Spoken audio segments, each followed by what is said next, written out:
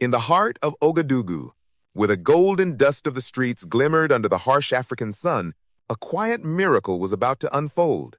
One that would remind the world that true power lies not in authority, but in compassion. It was a bright Saturday morning.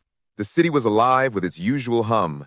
Vendors shouting prices, children playing barefoot, and the smell of roasted corn wafting through the air.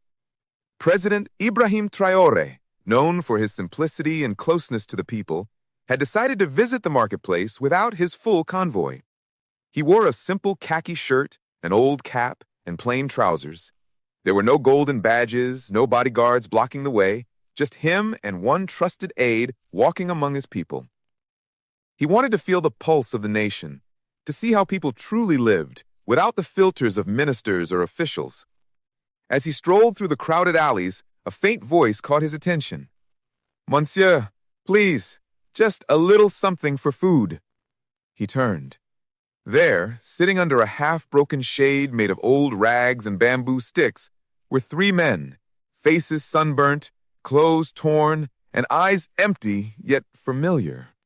For a second, Traoré froze. His heart skipped a beat. "Wait," he whispered, stepping closer. "Is that Abdoulaye? Musa? Karim?" The three men looked up, squinting through the sunlight. Their expressions changed from confusion to disbelief. "Ibrahim? Ibrahim Traoré?" said one of them, his voice trembling. "No, that can't be. You're the president." He knelt on one knee beside them. "Yes, but before that, I was your brother, your classmate, your friend." The three men could hardly speak. They had grown up together in the small village of Bondokuy, sharing dreams of becoming soldiers and leaders. They went to the same school, played football barefoot, and shared meals when none had enough. But life had taken them on very different roads. When the country fell into poverty and conflict, Traoré joined the military, climbing ranks through hard work, discipline, and courage. His three friends weren't as fortunate. Their families were displaced, jobs disappeared, and hunger became their daily companion. Eventually, they drifted to the capital, surviving through begging, doing odd jobs, and sleeping wherever the night found them. And now, years later, they were reunited in the most unexpected way, one as president and the others as beggars. Traoré sat beside them on the dusty ground, ignoring the murmurs of people gathering around. His aide tried to stop him, whispering, "Sir, please, this is not safe." But Traoré raised a hand. "Let me sit with my brothers." He looked at Musa, the quietest among them. "What happened, Musa? You were the smartest in school. You even helped me with math."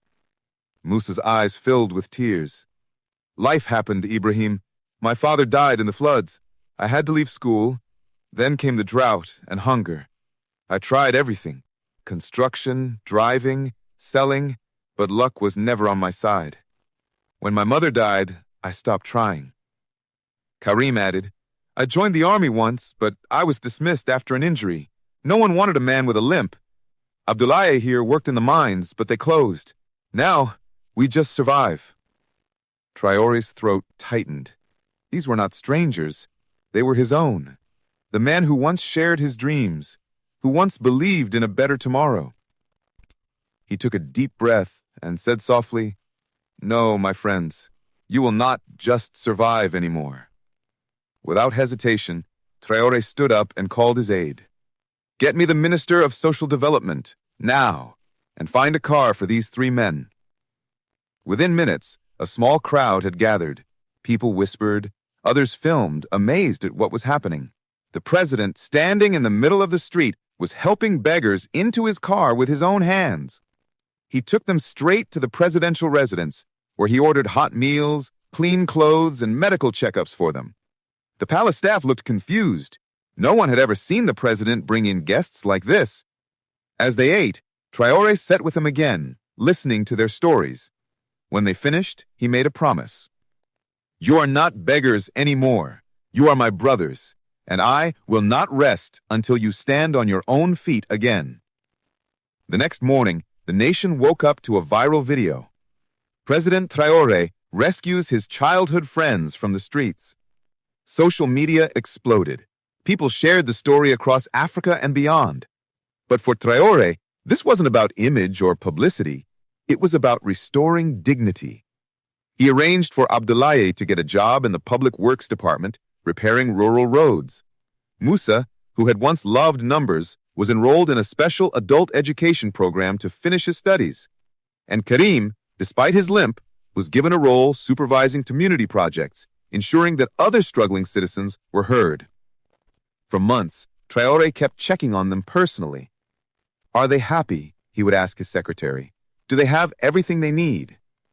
Gradually, the three men began to rebuild their lives. They moved into small houses, reconnected with their families, and found purpose again.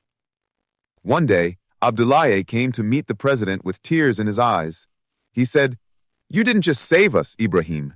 You reminded us we were still men." Traore smiled. "And you reminded me what true leadership means." A year later, Traore organized a visit to his childhood village, Bondokuy. This time, he didn't go alone. He went with his three friends. The entire village gathered as the four men stood side by side. Children cheered, elders wept, and the sound of drums filled the air. Traore addressed the crowd. "When we were young, we all had dreams. Life tried to take them away. But dreams do not die when we fall. They die when we forget to get up. My friend stood up, and so can anyone in Burkina Faso. No one should be left behind, not one soul." That day, he announced a new national initiative, Project Bondokuy, a government program to rehabilitate the homeless, educate the poor, and provide skill training to thousands of struggling citizens. It was inspired entirely by that moment in the marketplace. Months later, international newspapers featured Traore's story. Some called him the people's president. Others said he was Africa's lion with a human heart. But to his friends, he was still just Ibrahim, the boy who once shared half a mango under a mango tree and who never forgot where he came from. Every few weeks, Traore would still visit the same market in Ouagadougou. Sometimes he'd buy roasted peanuts from a vendor or talk to school children. People would smile and greet him warmly, not as a distant leader, but as one of their own.